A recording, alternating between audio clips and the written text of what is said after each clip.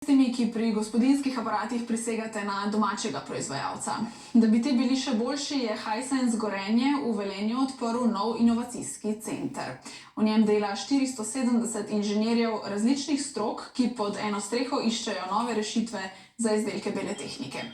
Odprtja se je udeležila tudi predsednica Republike Nataša Pirc Musar, ki je poudarila pomen delovnih mest z visoko dodano vrednostjo in razvoj zelenih tehnologij.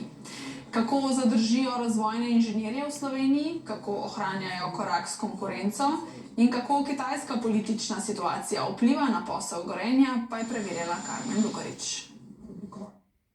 Kitajski Hisense, ki je s prevzemom Gorenja začel pred 5 leti, je po 2 letih najprej napovedoval množično odpuščanja.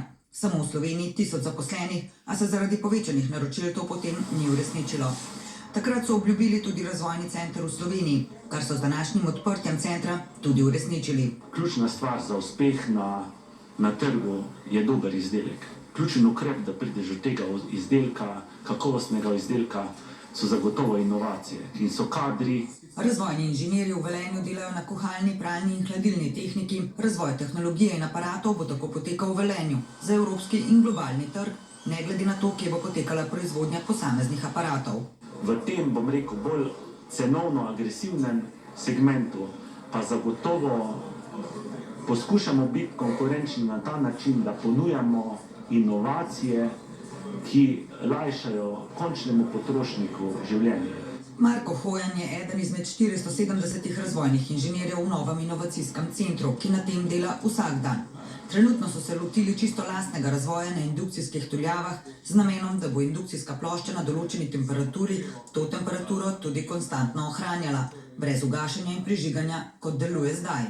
Kvalitetno ploščo naredi predvsem to, kako je samo navitje navito, ker to vpliva na porazdelitev segrevanja same posodi. Večinoma gre za inženirje strojne in elektrosmeri. Aparat je pa drug, ki bi te najbolj zanimal, poleg indukcijske plošče. Po mojem je to mikrovalovna pečica. Definitivno kompleksen aparat. Trenutno pripravljamo predstavitev za potencialno sodelovanje za v bistvu štedilnike za ameriški trg. Primer štedilnik, ker smo tukaj pri kuhalnih aparatih, ameriški trg preferira 90 cm štedilnike, ki pa so na drugi strani na centralnem evropskem trgu precejšnja eksotika. Plače inženirjev naj bi bile med 2 in 3 tisoč evrov bruto, a inženirje skušajo motivirati z nagradami in stimulacijami. Plača za slovenske razmere vsaj verjetno nadpovprečna, drugače nam ne bi uspelo v 3 letih privabiti 130 vrhunskih strokovnjakov. Sama politična situacija s Kitajsko pa, pravi član uprave za razvoj, ne vpliva na njihovo poslovanje. Tržni delež so v 3 letih v Evropi dvignili s 3 na 5 %. Humanitarna